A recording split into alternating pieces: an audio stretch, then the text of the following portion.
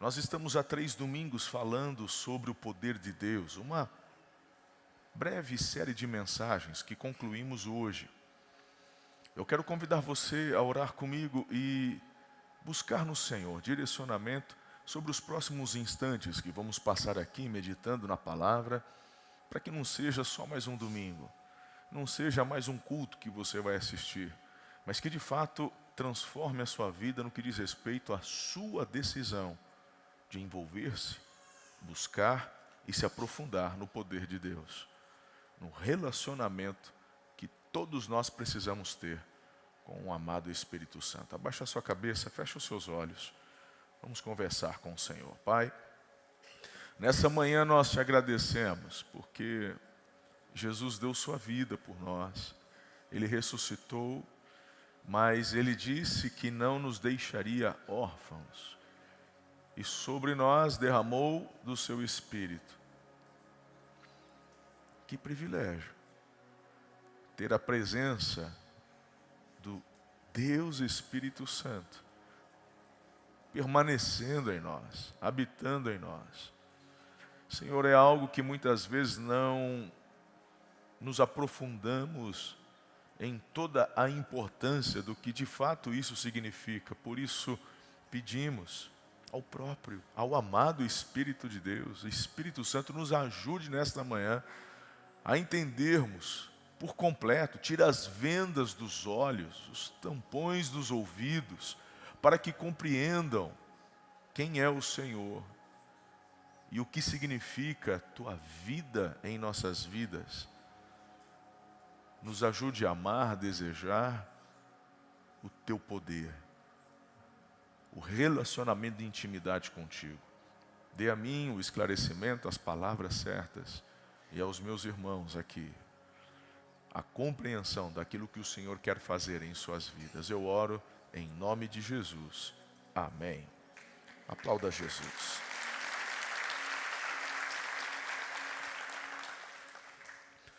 O tema da terceira mensagem: cheios do Espírito Santo, cheios do poder de Deus.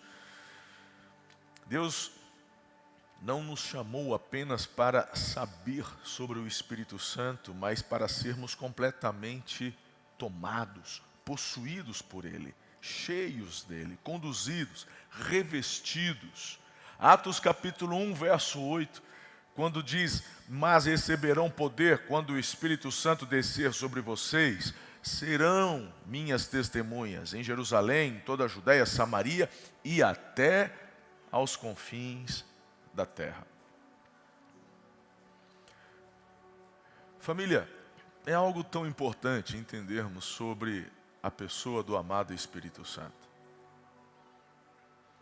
Ontem compartilhava um pouco sobre a minha experiência. Eu nasci na igreja, estou aqui na presença do meu pai. Talvez possa ser a sua. A família Amor e Cuidado, graças a Deus, ela tem crescido, ela tem aumentado diariamente, muitas pessoas se convertendo todos os dias, não só apenas nos cultos, mas você cumprindo o seu papel, como acabamos de ler, minhas testemunhas.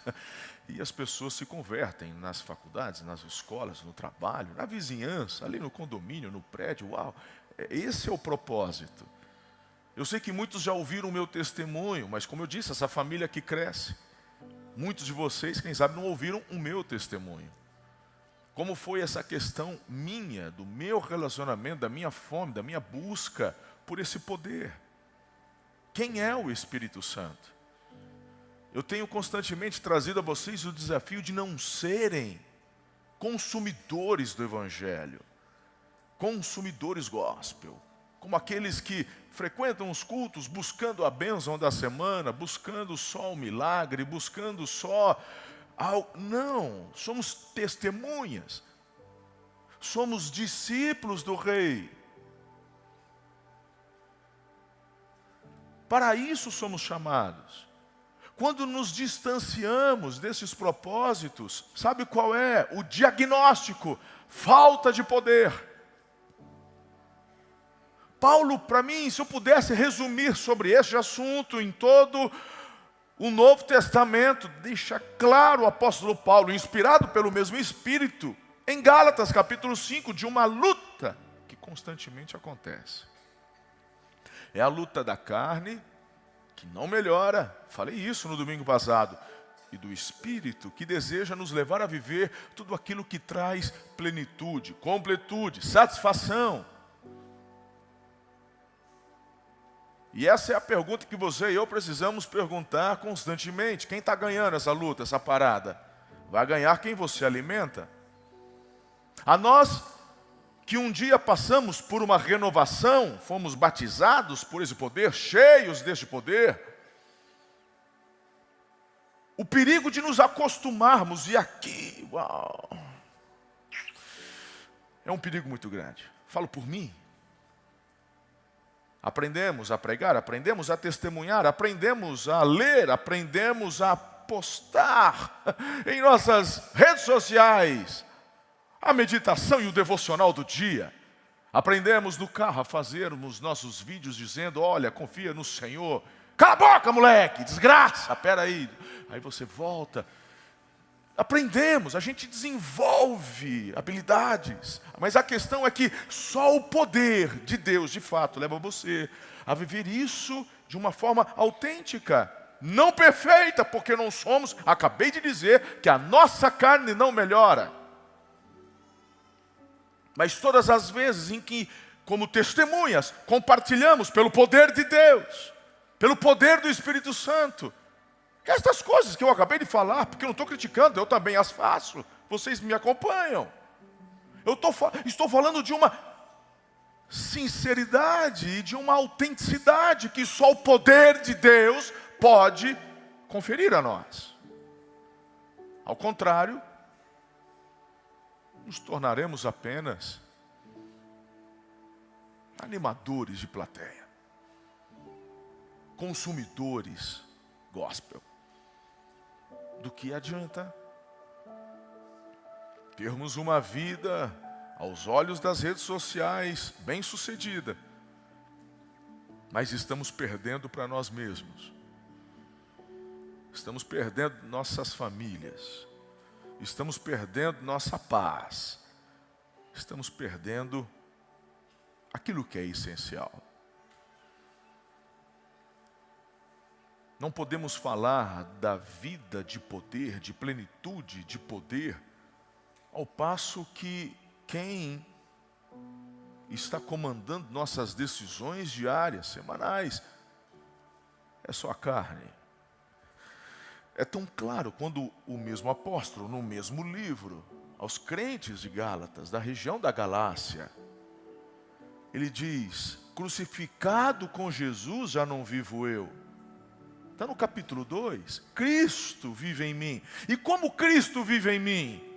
É o poder do Espírito Santo. Você e eu não conseguimos viver a plenitude, a completude da vida cristã na força do braço, do nosso psicológico, do nosso psique, da capacidade. Não, irmão, é o poder do Espírito Santo. Viver a dois, viver um casamento é um desafio diário. Não é algo que você se acostuma a viver.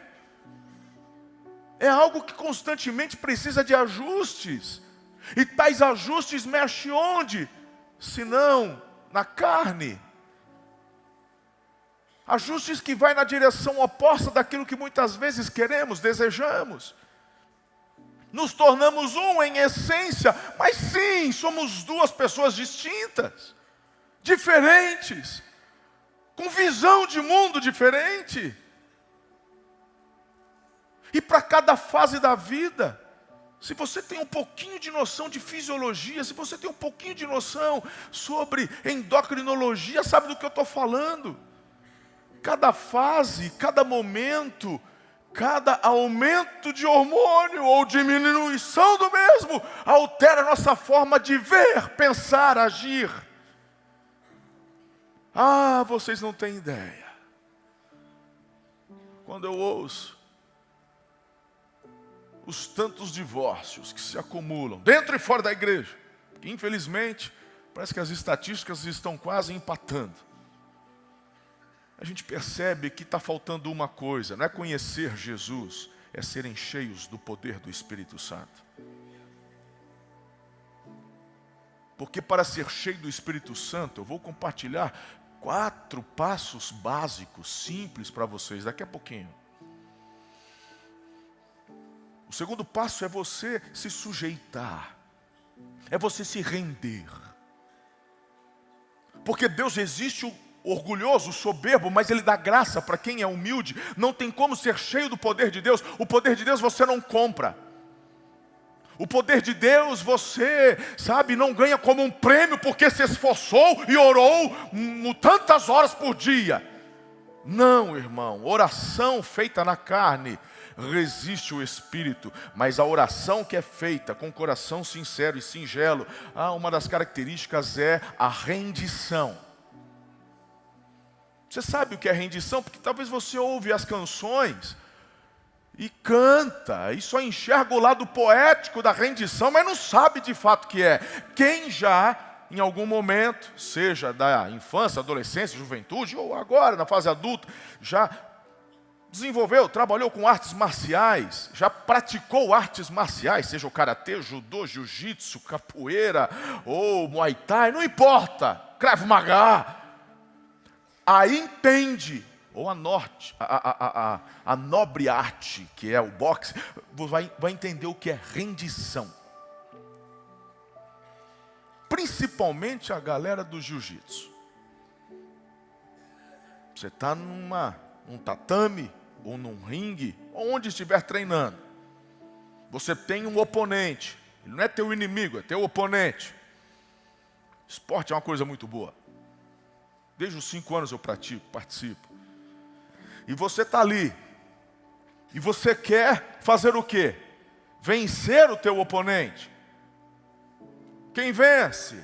Vence quem está praticando, quem está melhor preparado, quem tem uma técnica mais apurada. O ser humano é competitivo. Sim ou não? Ótimo, então você está ali. E o jiu-jitsu é muito interessante. Porque o jiu-jitsu não tem golpe, não tem soco. Você tem que imobilizar o teu oponente e levá-lo a desistir. Jiu-jitsu tem muitos negócios de chave de braço, chave de perna, chave não sei o que, estrangulamento e tal. E aí chega uma hora que parece 2 jiboias entrelaçadas no tatame, né? Você não sabe quem está ganhando, está perdendo, só o juiz. Ou quem entende de luta. Tem mãe que está lá na torcida, gritando, ganhou. Aí o juiz levanta a mão do outro, ladrão, não, é que você não entende o negócio.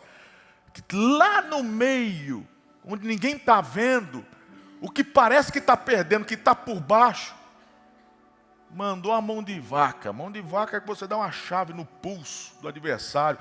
O outro está por cima, a mãe está gritando, está comemorando, mas aqui de baixo, ele prendeu um braço, prendeu o outro e deu uma entortada aqui.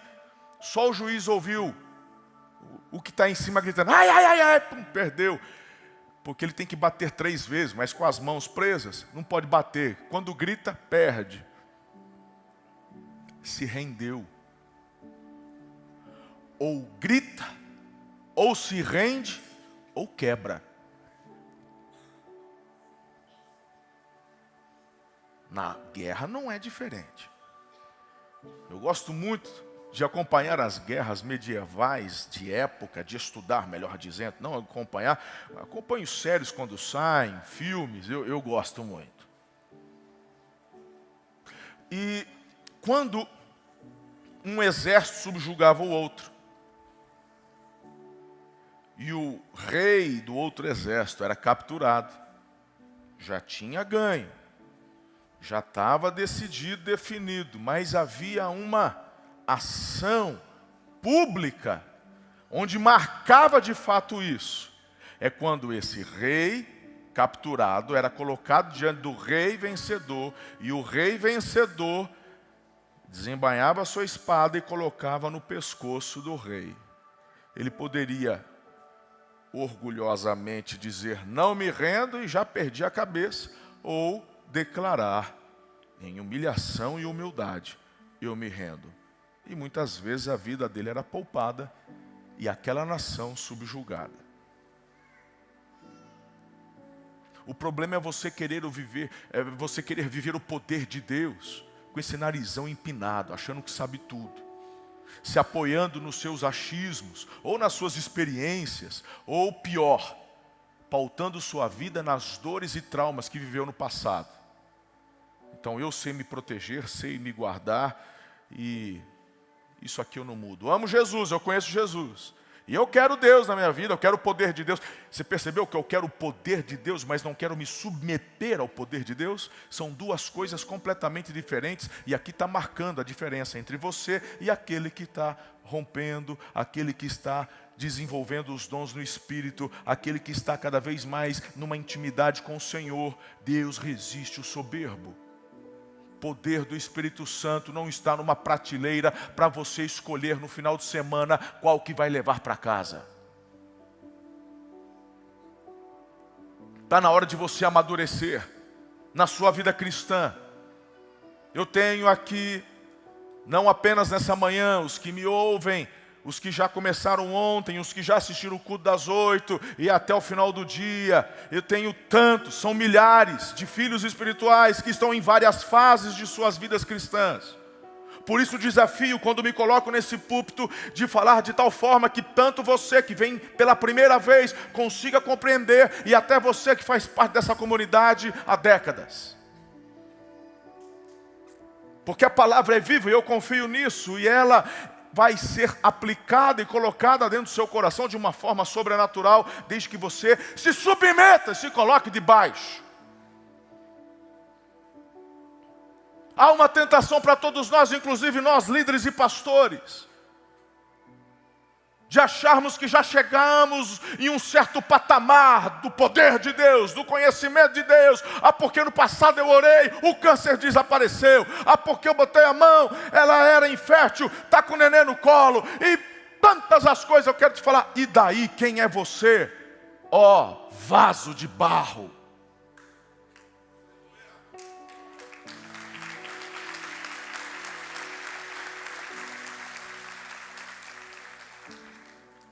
Quem somos nós? Estamos falando do poder de Deus. Tudo que temos, somos, recebemos e podemos realizar é por graça, misericórdia. Tudo é dele, por meio dele. Dele vem o amém. Dele vem o assim seja. Em meu nome, o que Ele realiza na sua vida, nessa igreja, em nossas histórias, é por amor ao nome dEle. Quando não entendemos isso, queremos nos relacionar a partir de nós, e não a partir de quem Ele é. Por isso que você e eu não podemos abrir mão de vivermos a intimidade com o Espírito Santo e cheios do poder do Espírito Santo, do poder de Deus.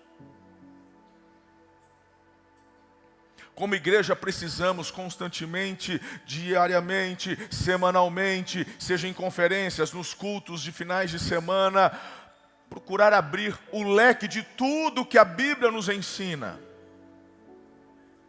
Não podemos ser uma igreja caracterizada só sobre um princípio ou só apenas sobre um assunto que a Bíblia... Não, o equilíbrio é fundamental.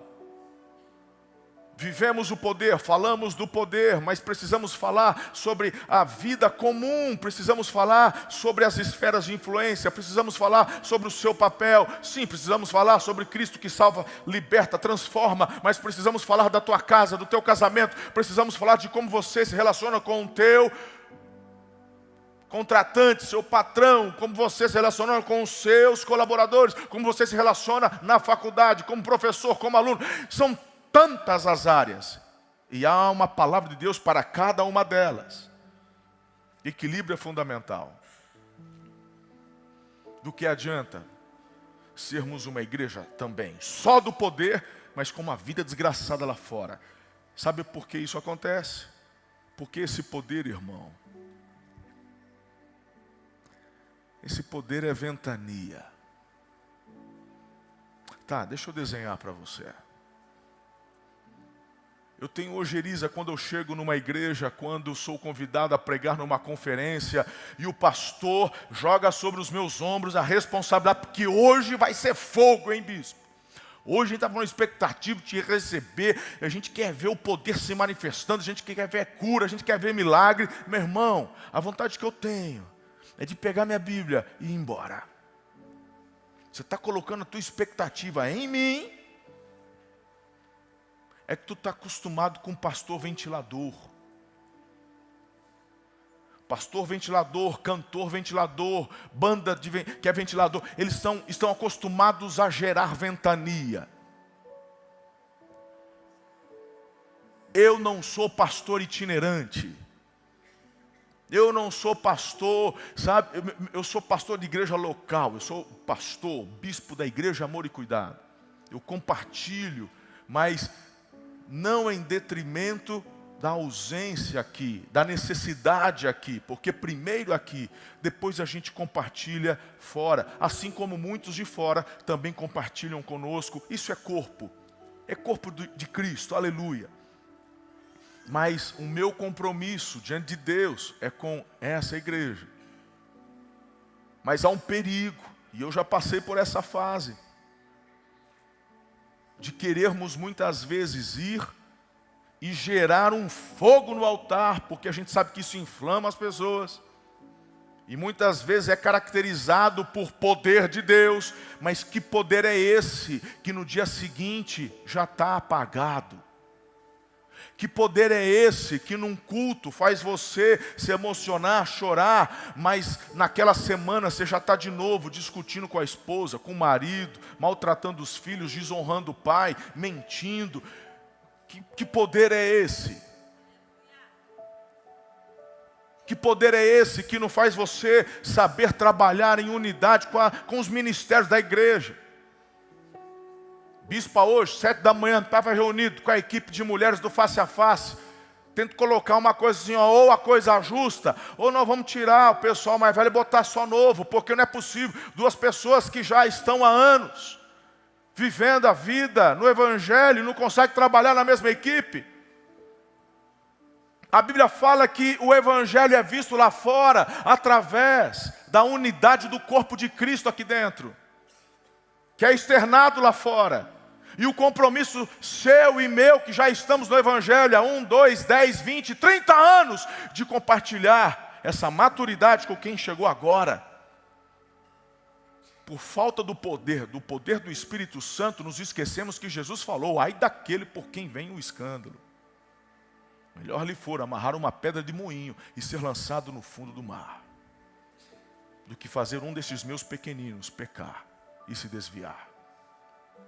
E você está achando que isso se refere só a pastor. E você se esquece que é a responsabilidade daquele que tem uma vida com Jesus. Porque a tua vida prega, se você não entendeu, eu acabei de ler Atos capítulo 1, verso 8, que fala: mas recebereis poder do Espírito Santo, descerá sobre vós e serão minhas testemunhas.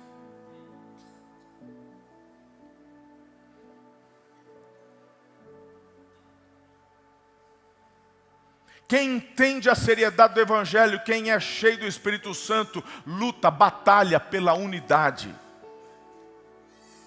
A começar a unidade dentro de casa.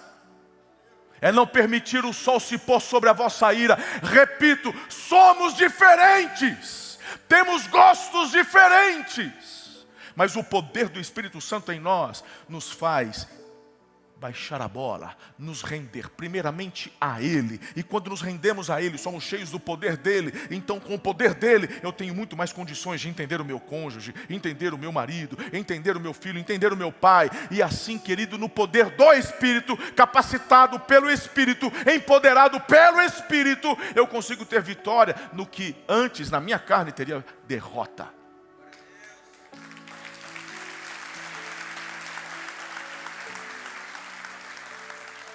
Mas você é livre.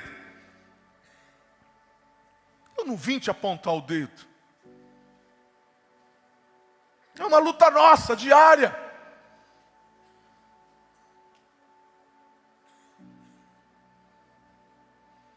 tua espiritualidade e o teu nível de vida no poder não se define pela quantidade de horas que você passa orando, mas pelo quanto teu coração está totalmente voltado a Ele, em intimidade, relacionamento, amor. Eu faço curva hoje de pessoas que dizem: eu passo 8 horas orando em línguas, eu me desvio. Desculpa, querido, eu ainda sou humano, falho, e eu ainda caio no pecado do julgamento. Eu estou mais interessado em ouvir daquelas pessoas que não precisam falar nada, que entenderam o conceito de orar sem cessar. Que a todo momento está em conexão com o Senhor. Entendendo que Ele é o El Roi, que vê, que está. Eu estou mais interessado em me relacionar com aqueles que não precisa ficar com discursos eruditos em seus ajuntamentos, que querem fazer orações como a do fariseu, e Jesus olhando para o publicano. Na verdade, aquela oração teve resposta e encontrou a presença. Mas o fariseu, eu estou fazendo curva de fariseu. Me cansa. Eu estou cansado.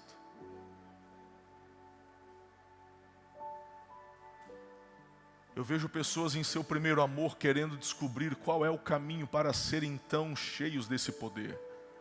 Isso me anima. Criança dá trabalho, não dá?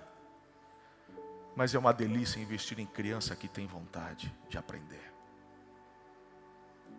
A gente não sabe qual vai ser o futuro, se vai permanecer, porque tudo vai depender da permanência, vai depender da constância, desse amor que precisa constantemente e fome serem acrescidos diariamente, mas é uma delícia. Às vezes precisamos voltar com discursos e palavras que são elementares, ao passo que muitos de nós, porque eu queria discutir teologias mais profundas. Oh, meu querido Nicodemos, só te falta uma coisa: conhecer o poder de Deus. Porque Jesus fala e você não entende. Você quer saber de coisas profundas, mas não compreende as que são elementares. Porque Deus resiste o soberbo. Baixa a tua bola.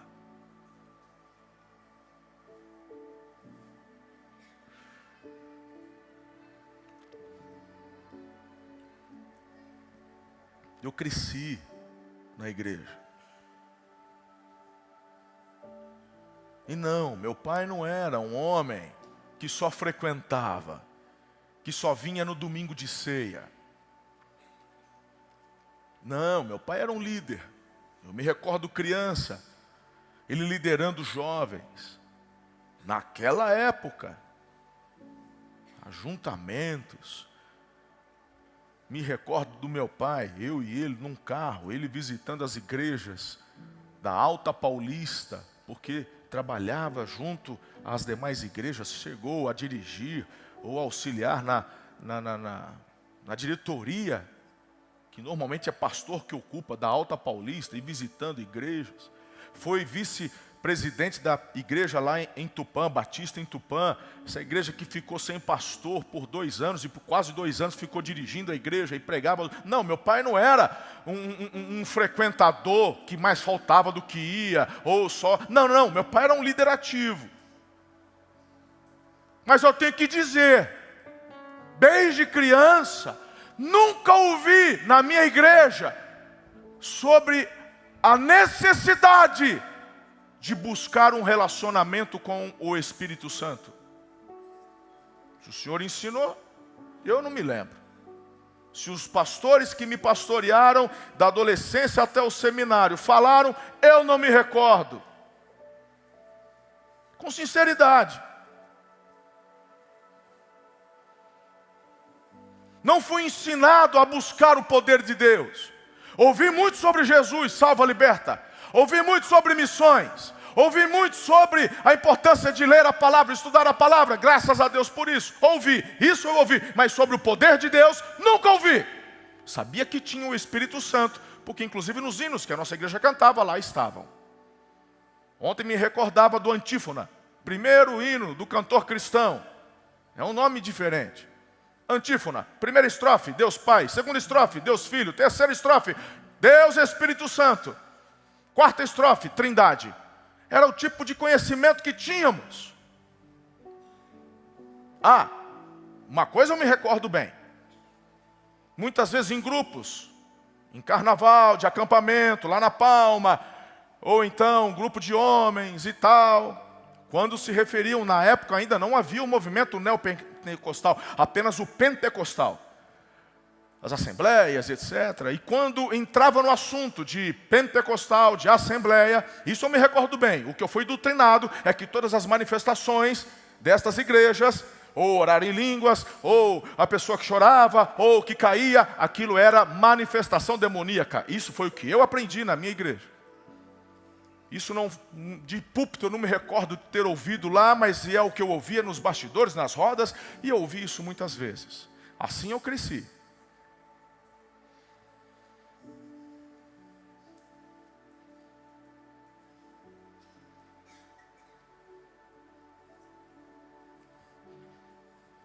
Na adolescência eu me desviei, mas ainda frequentava a igreja. Até porque sempre fui muito obediente. E se meu pai falava, vai para a igreja, vai, não tem discussão, não tem opção. Não é como nos dias de hoje que tem criança de 10 anos dando tapa na cara de mãe. Graças a Deus, na minha casa eu recebi educação. Ia para a igreja, mesmo adolescente.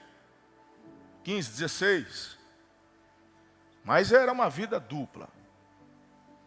Quando um pouco mais novo, chegava a tocar no louvor, tocava contrabaixo, já tinha largado mão, meu foco era mais fora.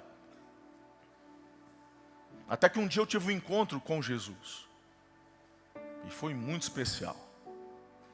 Eu comecei a ler a Bíblia. Porque apesar de ouvir a importância de ler a Bíblia, eu não lia. Quem sabe, seja o seu caso. É que lhe falta o poder do Espírito Santo. Mas eu comecei a ler. Eu me recordo, meu pai era advogado, tinha um comércio, eu gerenciava esse comércio. Naqueles momentos, quando não tem movimento, sentava atrás do balcão, tinha a Bíblia. Lembra que minha Bíblia? Isso depois que eu me converti de verdade. Já era batizado, me batizei com 11 anos, 12 anos. Mas eu me converti, eu não me recordo, acho que com uns 17. Foi quando tive aquela experiência, ou 18, uma coisa assim. Sou meio ruim com data. E lendo. E quantas vezes lendo a Bíblia, sozinho, lá, atrás do balcão, começava a chorar. Falei, o que está acontecendo? Porque eu nunca chorei. Nunca chorei dentro de igreja. Nunca chorei lendo Bíblia. E agora, o que está acontecendo? E eu comecei a sentir que estava sendo provocado. Chame isso de primeiro amor, ou do que você quiser. Mas essa é uma ação do Espírito Santo. Te chamando, te convidando para um relacionamento mais profundo. Me recordo quando nessas leituras, meus olhos passaram pela crucificação. Eu já tinha assistido, já tinha saído do filme do Mel Gibson, irmão. E eu já tinha ido com o pessoal da igreja lá assistir no cinema. É emocionante, mas o dia que eu li, desse jeito, depois convertido, com o Espírito Santo aqui dentro, eu tive que sair. Ir num quartinho, que era uma salinha de 1,5 por 1,5, onde a gente enchia as bolsas, me ajoelhar e chorar copiosamente, porque eu entendi que Ele tinha feito aquilo por mim. É como se só existisse eu na face da terra. Quem que faz você entender e compreender isso? Pastor? Pregação? A gente é só um carteiro levando a mensagem. Quem te convence é o Espírito Santo. E lá estava eu, chorando. Uma fome começou a brotar aqui dentro. Uma sede. E então eu comecei a pegar mais um amigo. Eu ia até a chácara de uma tia minha. Mora lá até hoje. Um pouquinho mais afastado da cidade. Hoje a cidade cresceu um pouquinho, já chegou mais perto. Mas na época tinha um campo de futebol perto ali, próximo à casa dela. Muitas árvores frutíferas, principalmente de manga, e um escuro, um breu, ficava um pouquinho longe da casa. Chegávamos lá, essa minha tia já tinha uma vida no espírito, porque havia conhecido uma renovação numa outra cidade onde ela morava. E ela então nos aguardava com um lampião e uma lona. Começou eu e mais um, eu e mais dois. Íamos até o campinho de futebol, à noite, 8, 9 horas, 10 horas, saía da escola, ia para lá, terminava o culto dos jovens, deixava a namorada em casa, que era a Ana, e voltava lá para o campinho, e a gente fazia, sabe o quê? Não ia jogar truco não, irmão, a gente ia orar. Acendia o lampião, ajoelhava ali na lona, e orava, e buscava. Uma vez, duas, três, começamos a fazer isso. Esse grupo começou a crescer. E de repente a gente começou a ver algumas coisas que nunca tínhamos visto antes. Sinais no céu, imagina um breu, tudo escuro. De repente entre as árvores, luz. Ah, isso é vagalume, não sei o quê. Ah, é anjo, e não para. Meu irmão, e começamos a colecionar algumas experiências e estávamos buscando, sabe o quê? Esse batismo do Espírito Santo, que eu não sabia o que era. Mas eu era batista, de uma igreja tradicional, que nem falava sobre isso. Foi nesse momento de busca, de lágrimas, esse grupo cresceu. Mas foi nesse momento que veio o desafio para ir para o seminário. E eu fui levado para um seminário fundamentalista. Igual a minha igreja. Muita Bíblia, oração, mas o poder de Deus é basicamente para converter os incrédulos. Mas foi muito bom para nós. Foi onde eu me aprofundei ainda mais na palavra. Mas aquela busca parece que deu uma estagnada. Ficou amortecido. Foram 3 anos em internato, em tempo integral, mais 2 anos depois no Mato Grosso do Sul, fazendo missiologia. E depois eu volto para Tupã, para ser pastor de jovens. Ali eu fico por quase 6 anos, já casado. Karen tinha 1 aninho e pouco. E um pastor muito querido, tenho muita gratidão por ele, se tornou um grande mentor naquela época, mas é calvinista. E calvinista também, irmão, na maioria deles, parece que tem ojeriza ao poder de Deus. E eu fui fazer o que fui ensinado a fazer, e sempre fui muito obediente. Isso é isso, bora trabalhar. Deus me deu oportunidade, pregamos, ensinamos, ajudamos os jovens, mas aquela busca pelo poder parou. Fui levado a Campinas, como co-pastor da PIP de Campinas. Lá, inclusive, comecei meus estudos na faculdade de psicologia. E comecei a ter uma ideia de que pastor, ele é mais um administrador do que... E já tinha, inclusive, teses e versículos para provar que esses dons de línguas, não sei o quê, porque havia algo dentro que me incomodava e eu precisava achar uma resposta para aquilo. Sabe como parece que tem algo que não encaixa, mas você tem que aplacar a tua consciência com alguma coisa? Mas então, ali fiquei quase 2 anos, eu recebo o convite para vir para Araçatuba assumir esta igreja, que é a primeira igreja batista em Araçatuba. E eu aqui chego com a minha esposa, minha filha Karen tinha uns 8 anos e a Letícia com uns 4 anos. Eu tinha recém-completado 30 anos de idade na época. A igreja de 71 anos de história, de idade, aos domingos, me recordo, tinha ali por volta de 200, 250 pessoas. E eu, pastor batista, e comecei então a pregar. E eu fazia o sermão do domingo, que para mim era a dificuldade, porque eu fui ensinado que eu tinha que estudar 40 horas para pregar 40 minutos. Cada sermão que eu pregava era praticamente uma tese. De quarta-feira tinha o culto de oração. Quem se lembra do culto de oração? Tinha 10 pessoas, 12 pessoas. E aí, irmão, eu me concentrava em fazer o sermão de domingo, que dava muito trabalho, e eu procurava pegar um sermão que já tinha pronto lá na gaveta para pregar de quarta-feira. E eu peguei um esboço que eu ganhei de um outro pastor sobre avivamento. Mas quando eu olhei, eu nem prestei muita atenção no tema. Eu vi que estava tudo muito bem redigido, muito bem, tinha vários pontos. Eu falei, rapaz, isso aqui está maravilhoso. E fui.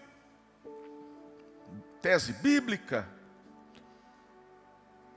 E na primeira quarta-feira, eu fiquei só na introdução. Falei, maravilhoso. Na outra quarta, eu recapitulei a introdução, dei o primeiro ponto. Na outra, e assim eu fiquei 3 meses, pregando um esboço só. Uma quarta-feira, depois desses 3 meses, eu estava na minha sala, no meu gabinete, e eu lembrei, isso já era umas 4 da tarde, eu acho.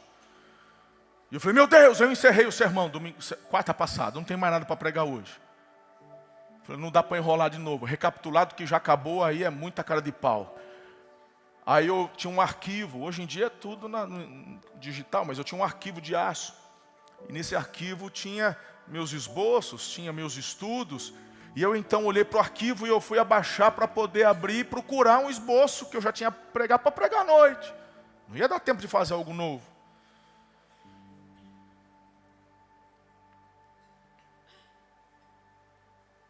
E então eu ouvi uma voz perguntando assim, o que mudou na igreja?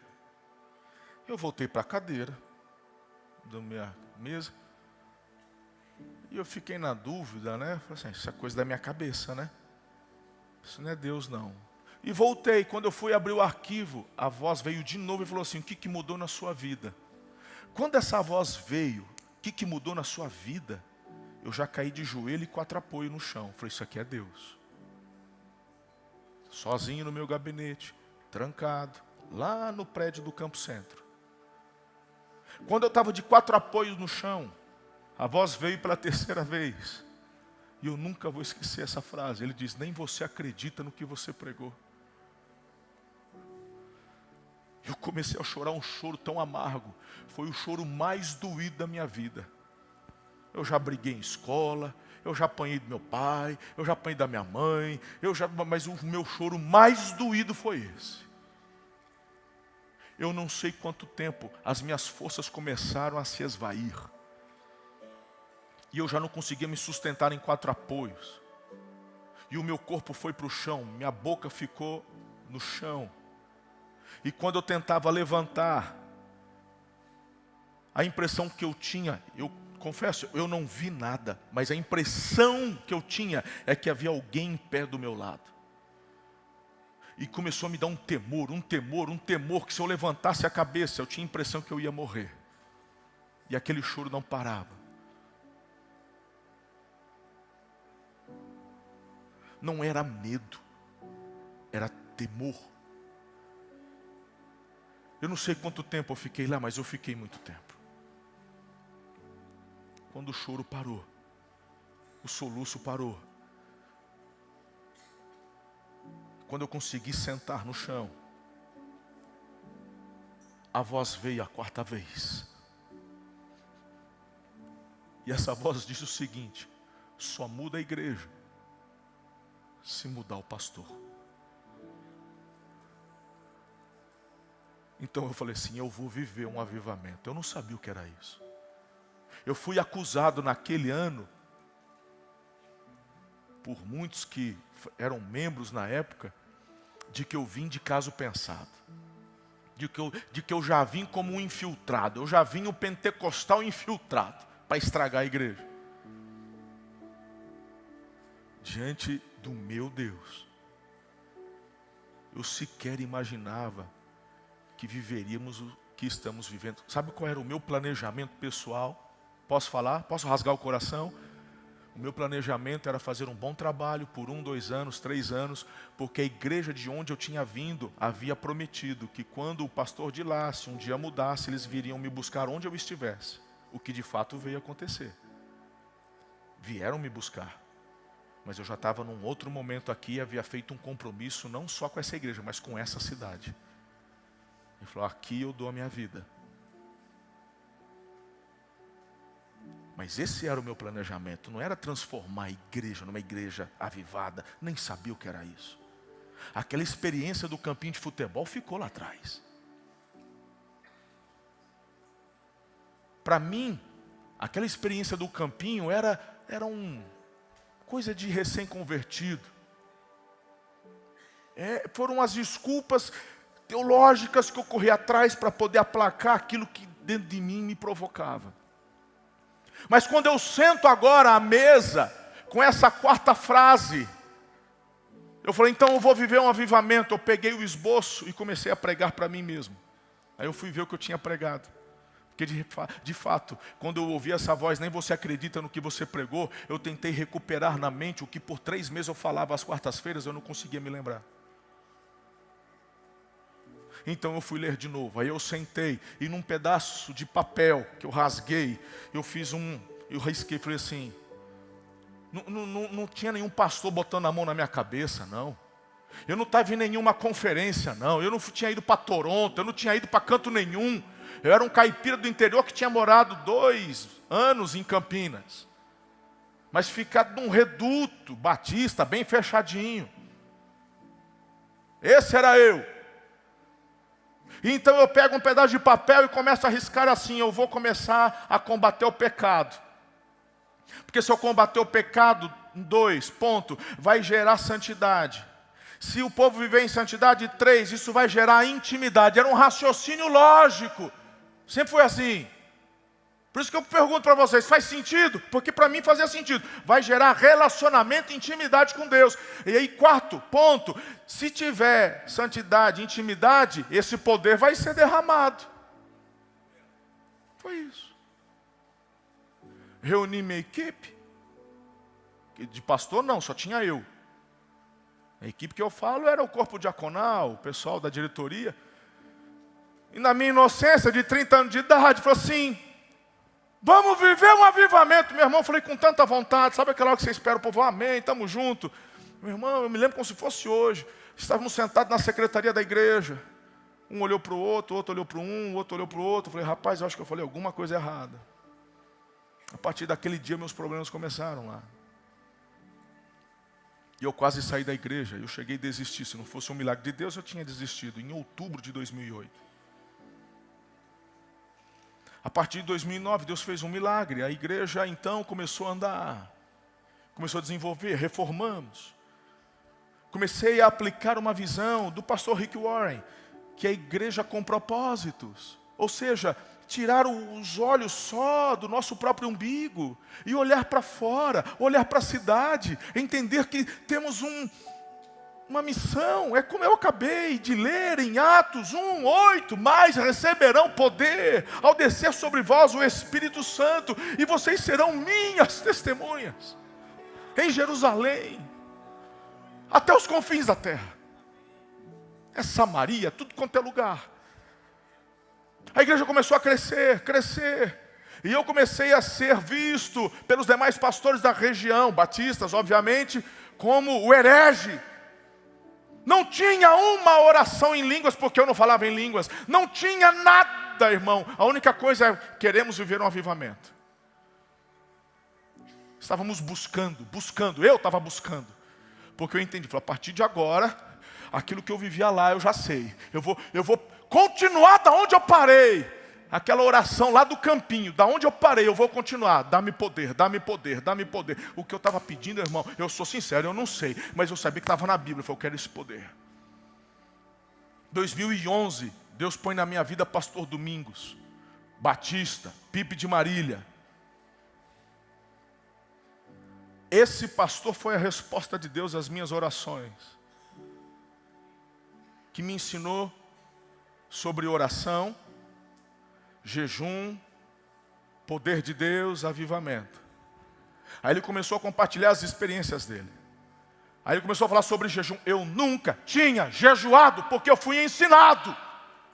Eu fui ensinado, não só quando era criança, porque nem se falava sobre isso. Eu fui ensinado pelos meus mentores. Fui ensinado pelos pastores com quem eu andava, que aquilo é coisa do Velho Testamento. Então eu era um pastor, desde o ano 2001, se não me falha a memória, já é 2011, eu nunca tinha jejuado como pastor, e nem antes disso, obviamente. Sou levado à Coreia em 2012, e eu vejo aquele mover, e o que resume o mover da Coreia do Sul é avivamento. E ele já vivendo uma curva G, não é o ápice do avivamento, já é a curva G, já é o início do declínio. Naquele ano eu fui 2 vezes para a Coreia. No final de 2012, o Espírito Santo falou assim para mim, vai jejuar. Meu primeiro jejum foi um jejum de 40 dias na água. Eu achei que eu estava ficando louco diante de Deus. Eu fiquei com medo de falar para minha esposa. Eu fiquei com medo de falar isso para ela, tudo era novo, a gente não sabia o que era isso. Eu me recordo do dia que eu comecei esse jejum, estávamos numa reunião de oração, o Bispo Toninho estava lá nessa reunião de oração no 4º andar, terminou a reunião de oração, e o Espírito Santo falou assim comigo, é agora. Eu falei, amém. Eles foram embora, ali eu fiquei. À noite a Ana me chamou, vem jantar. Eu falei, não vou jantar. No dia seguinte, vem comer, não vou comer. No terceiro dia, falou assim, quando você vai comer? Eu falei, daqui 37 dias. Ela olhou para mim, ela falou, tá bom. Virou as costas, falou assim, eu estou louco e ela está louca 2 vezes mais. Que na minha esperança, minha esposa ia me chamar a razão. Na minha esperança, ela ia falar, o que está acontecendo? Na minha esperança, ela ia procurar alguém para chamar ajuda. Porque eu achei que estava ficando maluco. Não fazia o menor sentido. E foi um período de grande quebrantamento, de Deus tratar na minha vida. Foram 40 dias. E eu continuando o quê? A buscar. Mas agora eu tenho um mentor que me orientava. E começamos então a ir no face a face com Deus. E aí a gente começou a intensificar essa busca. E eu falei, Senhor, tem gente da minha equipe que já está sendo batizado no Espírito. Eu não falo nem uma palavra em línguas. Eu me recordo do dia que ele falou no meu espírito, falou no meu interior. Como é que você quer receber do meu poder, se você sequer pediu perdão a mim, por todas as vezes que você zombou do poder do Espírito Santo? Lá vai eu de novo, com a boca no pó chorar. Falei do que não sabia. Me perdoe. Mas eu quero. Eu sei que eu duvidei, eu sei que eu zombei, mas eu não sabia o que era isso. Mas agora eu quero. Naquele dia ele falou assim, vai até tua avó, que ainda era viva, a mãe da minha mãe. Uma mulher que sofreu muito por conta de um marido adúltero. E em um destes momentos de crise, onde ela sofria, foi até a casa da minha tia, na Paranavaí, se não me falha a memória, onde ela já tinha um avivamento, vivia um avivamento, e minha tia leva para tentar confortar, ou lá, ou já em Campinas, onde ela morava, não me recordo desse detalhe, só sei que quando a minha avó foi, ela foi então num culto, um pastor ministrando, ela foi batizada no Espírito. Uma mulher batista, cresceu no meio batista. Ouvi dela esse testemunho, sabe o que veio sobre ela? Unção do riso. E ela começou a rir, ela estava no meio de uma crise, ela só chorava, estava depressiva. E ela ri. A minha tia olhando aquilo assim, ela acha que ela está maluca, o que aconteceu? A gente não sabe. O pastor falou, calma, o Senhor me diz que está trazendo um alívio sobre ela.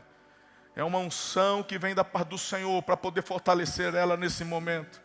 Minha avó volta transformada, Deus começa a falar com ela em sonho, Deus começa a falar com ela em revelação. Essa mulher então, agora às madrugadas, ela sempre foi uma santa mulher de Deus, mas agora ela tem poder. E ela então, nas madrugadas, ela está lá orando. Eu me recordo quando criança, meu pai e minha mãe, às vezes viajando ou saindo, eu então com a minha avó dormindo na casa dela, eu me recordo de madrugada, criança acordando, tem uma luz acesa na cozinha, ela está sentada com a Bíblia aberta, orando. Me recordo dela orando em línguas.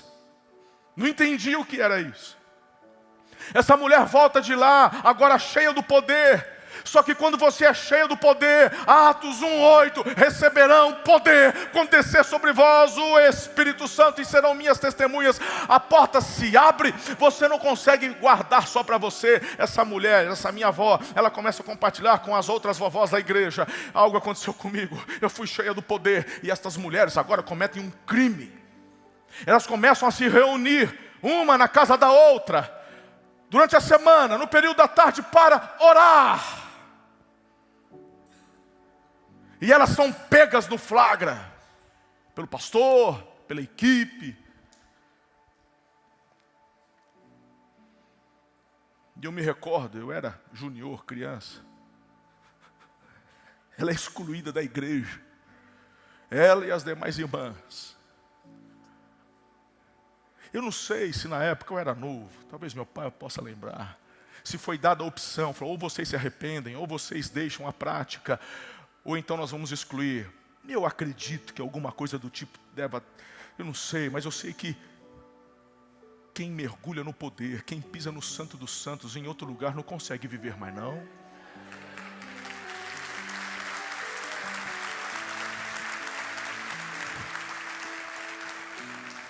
Agora eu fico pensando, porque ela está na igreja que ela nasceu, cresceu, casou.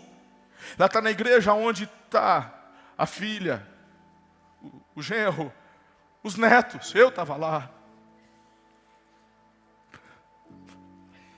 Mas ela preferiu sair do que negar o que ela estava vivendo, o que ela recebeu. Uma outra igreja foi iniciada, ela e essas irmãs. Isso me marcou. Eu não entendia nada. Por que a vovó está na outra igreja? Eu só ouvi os bastidores, eu sempre fui muito observador. Tem muitos detalhes que eu poderia falar aqui que eu não vou falar.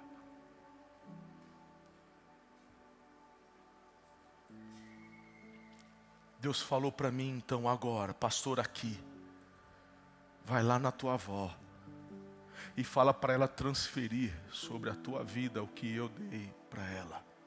Eu peguei a Ana e fomos, acho que numa segunda-feira, chegamos lá, peguei 3 cadeiras, descemos no meio do pomar. Ela não estava entendendo. O que foi, filho? Eu preciso falar com a senhora. Eu falei, vó, Deus falou para mim, para a senhora transferir sobre a minha vida o que Ele deu para a senhora.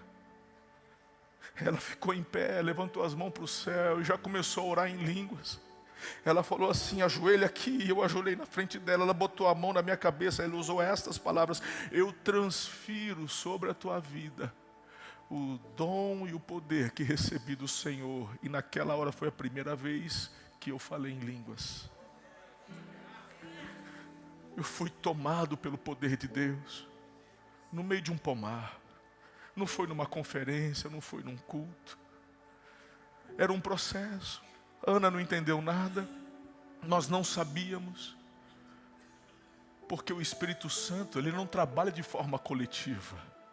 Lá em casa, eu fui batizado no Espírito. A Karen teve a experiência dela. A Letícia teve a experiência dela. E a Ana só depois foi ter a experiência dela. Porque o Espírito Santo é cavalheiro. Ele olha para você como indivíduo.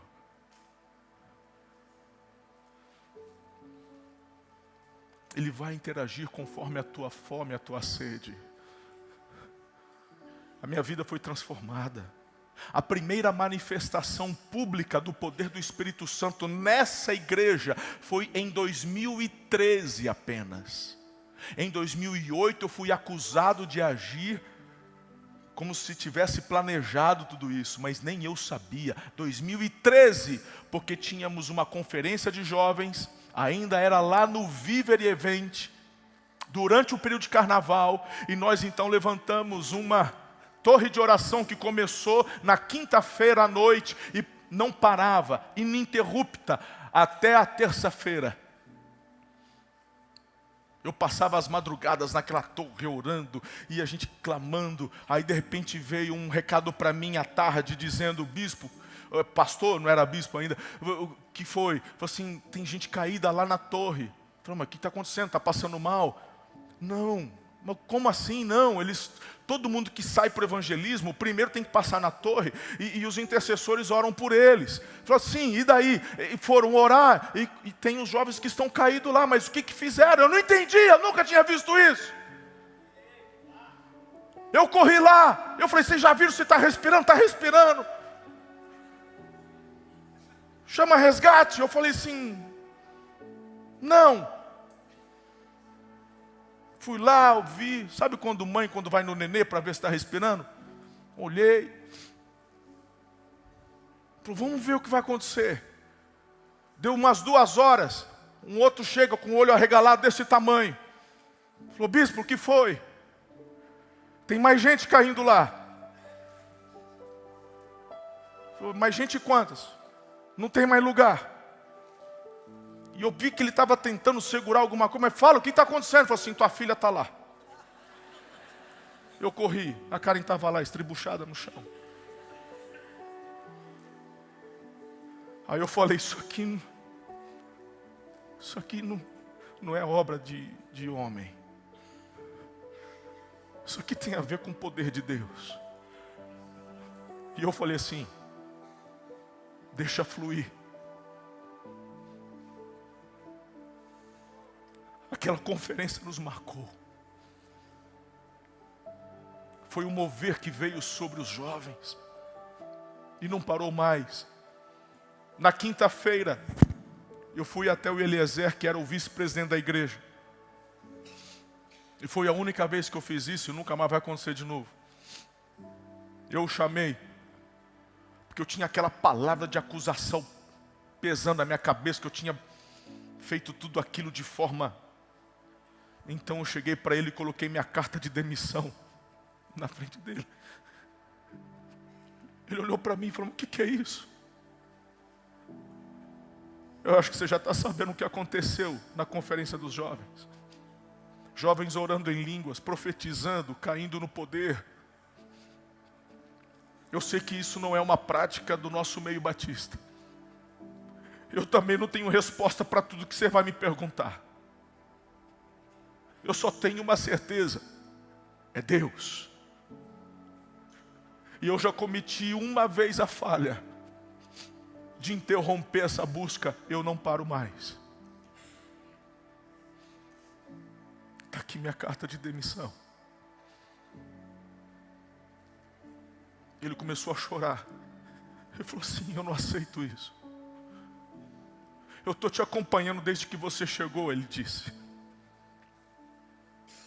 A diferença de um e de outro que por aqui passaram, muitas ideias foram trazidas, mas eu tenho visto a tua vida, a tua busca.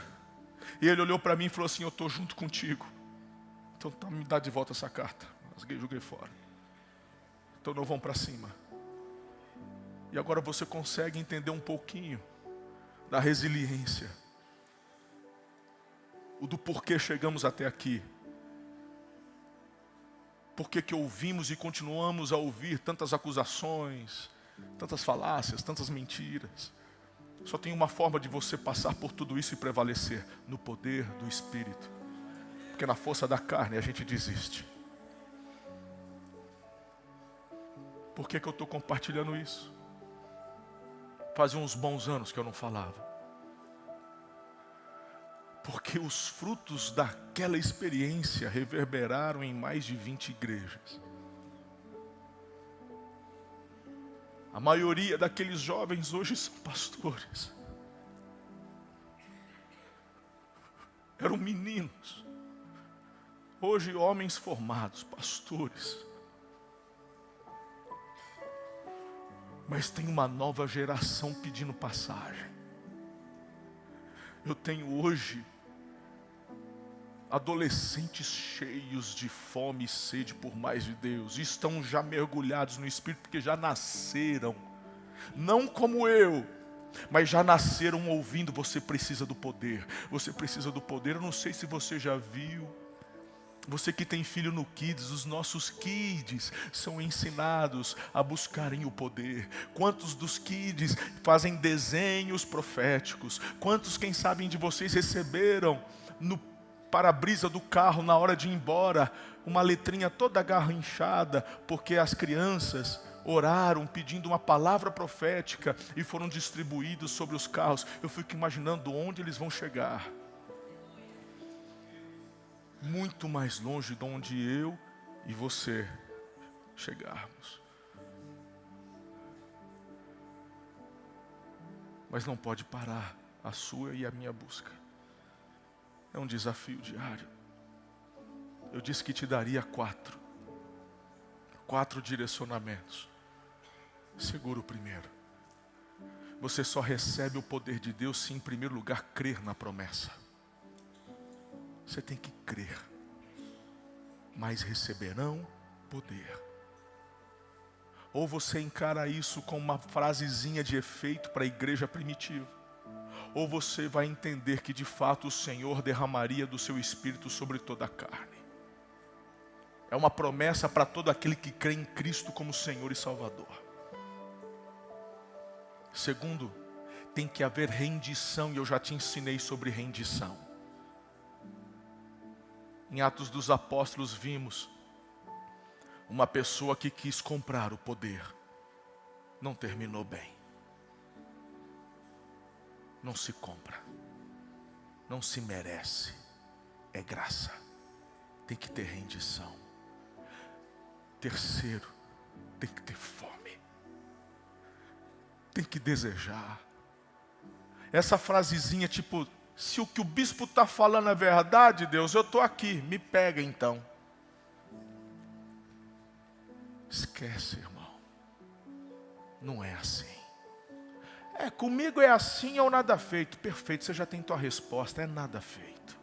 Porque o caminho também não fui eu quem delineou. O caminho é o quebrantamento, é a fome. O sedento será saciado. Então, ou você se rende, você permite a espada, que é a palavra, vir no teu pescoço e no teu coração e falar, eu me rendo. E sai gritando, me dá desse poder, me dá dessa unção, me dá, porque eu preciso para continuar respirando. Essa é a chave do porquê muitos estão rompendo na sua vida familiar e outros estão esmorecendo. Porque uns estão prosperando e outros estão caindo. Porque uns estão crescendo, apaixonados por Jesus, e outros estão num comodismo. É o poder. É o poder. Eu não estou te julgando, eu estou te dando o caminho. O quarto passo é só receber. Quando vai ser isso, bispo? Pode ser hoje, pode ser agora, eu não sei. Pode ser num pomar. Pode ser no meio de uma chácara. Com uma senhorinha, uma avó, orando sobre a tua vida. Eu não sei. Eu só sei que você e eu não podemos continuar sem esse poder. Nesse domingo de Pentecostes tão propício, eu quero convidar você a desejar mais do Espírito Santo. Coloque-se em pé em nome de Jesus.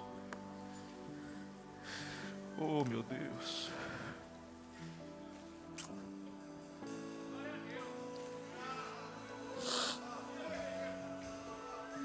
Oh, meu Deus.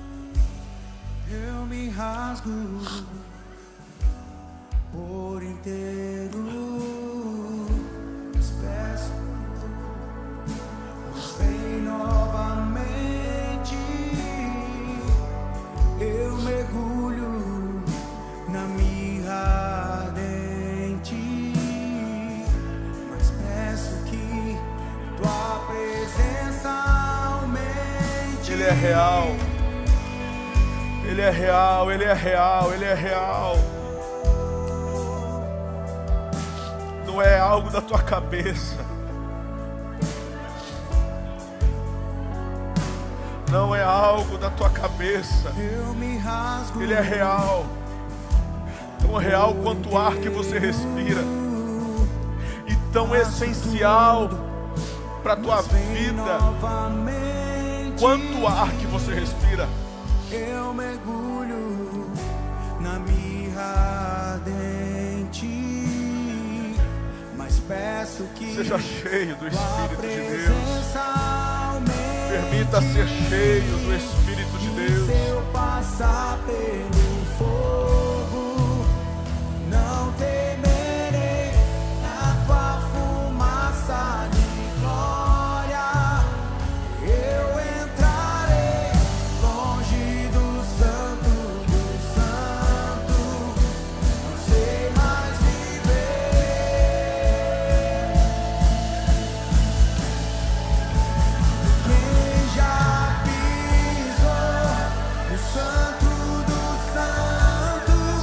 necessitado na sua casa agora, você que está assistindo essa mensagem, Espírito de Deus, flui aí onde você está.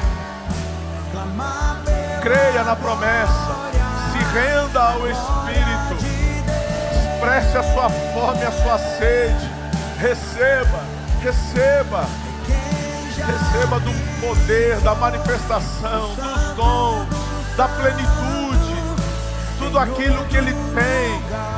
Ore, diga a Deus, se é do Senhor eu quero. Se é do Senhor eu quero, se é para mim eu recebo, eu quero, eu me abro. A glória de Deus.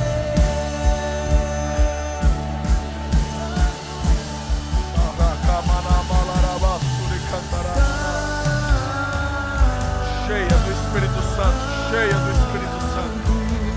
Mais unção, mais poder. Cheia do Espírito Santo. Todos os dons disponíveis, cheio do Espírito Santo, cheio do Espírito Santo, em nome de Jesus.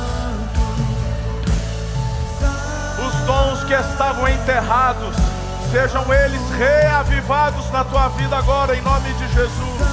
A palavra que o Senhor deu a teu respeito vai se cumprir no detalhe da vírgula. Promessas realizadas. Você ainda era solteiro, você ainda era solteiro, mas o Senhor não se esquece de uma palavra e de uma promessa que Ele deposita.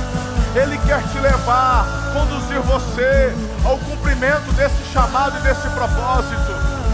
Chame à existência as promessas do Senhor. Abra tua boca e seja cheio. Clame a Deus, dá-me poder, dá-me unção, dá-me o poder. Batiza-me com teu Espírito. Enche-me, Senhor. Essa busca é diária. Amanhã de novo. Na terça-feira novamente. Você tira a lenha que foi utilizada e que se transformou em cinza e coloca a lenha nova para que queime novamente. É assim. É diário, é busca constante.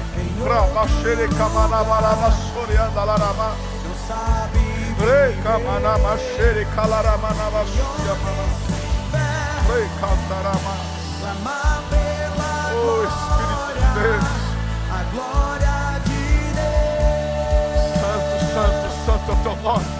Santo é o teu nome. Santo é o teu nome, Jesus. Teu amor é Vai tocando, Senhor, cada um aqui nesse lugar. Cada um vai tocando. Toca nessas mãos, toca nestes lábios. Todos os dons disponíveis, todos os dons disponíveis do teu Espírito sejam compartilhados, derramados, presenteados aos teus povos. O dom do Espírito de Deus são presentes. Não tenha medo, não tenha medo, são presentes. Os dons são presentes do Espírito Santo para nós. Venha sobre a tua vida, venha sobre os teus filhos. Profetiza, profetiza, filho do homem. Profetiza a vida sobre a tua casa. Profetiza a vida sobre teus filhos. Profetiza a vida sobre o seu trabalho. Profetiza a vida sobre a nossa cidade. Profetiza sobre a nossa nação. Sejam tomados e possuídos pelo Espírito Santo. E profetizem no Espírito. Toda tristeza vai saindo. Toda incredulidade vai caindo. Que o fogo do Senhor arda em teu coração. Seja o teu interior incendiado pelo poder do Espírito Santo.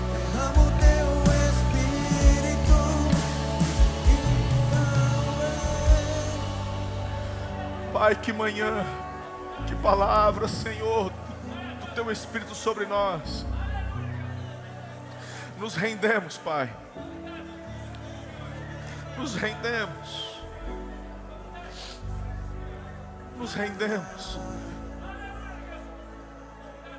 Rendemos a nossa carne.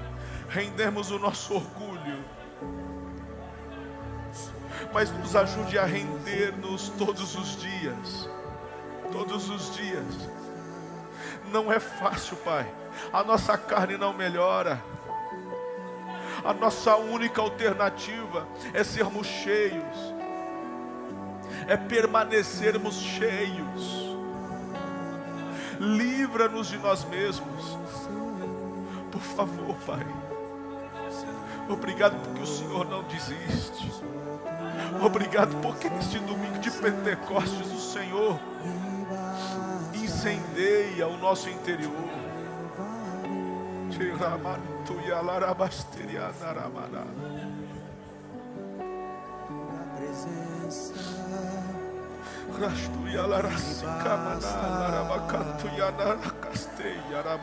Quem sou eu sem teu amor, tua presença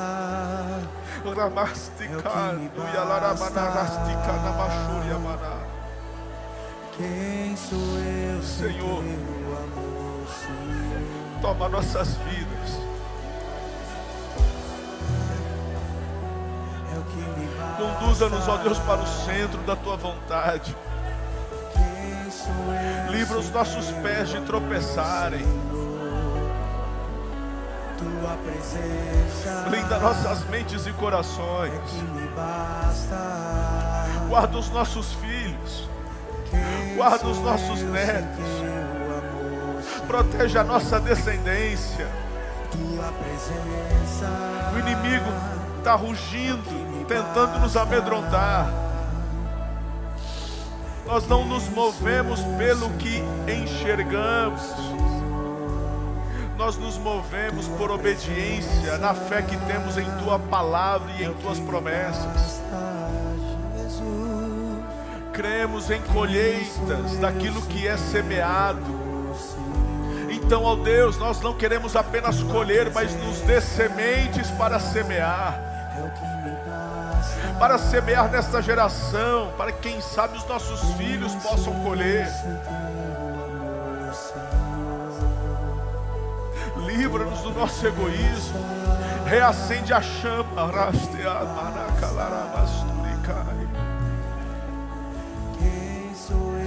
Nesta manhã, para que saibas que eu sou o Senhor. Eu sou o Deus que cura e te curo nessa manhã. Se você não entendeu, Deus está curando curas físicas nessa manhã. Enfermidades crônicas, Ele está curando nessa manhã. É o poder dEle, é o poder dEle. Há pessoas sendo curadas nessa manhã. Quem sou eu sem teu amor, Senhor? A cura não é o fim em si. Ele te cura para que você abra os seus olhos para Ele. Quem sou eu sem Ele é uma fonte inesgotável. Busque mais, busque mais, clame mais, confie mais.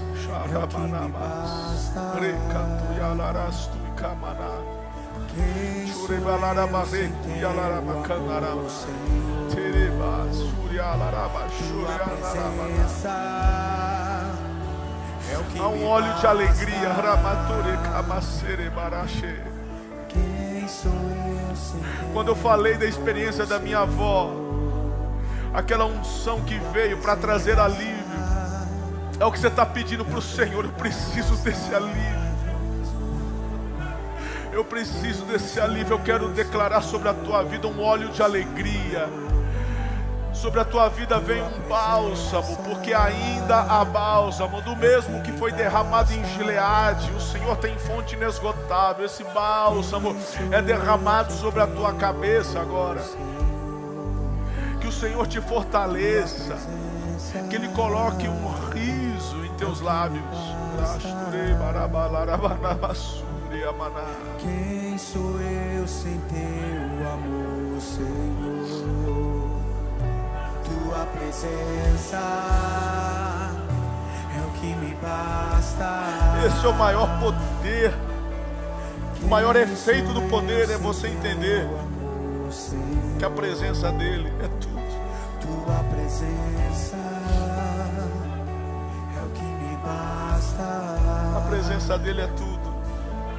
Quem sou eu sem teu amor?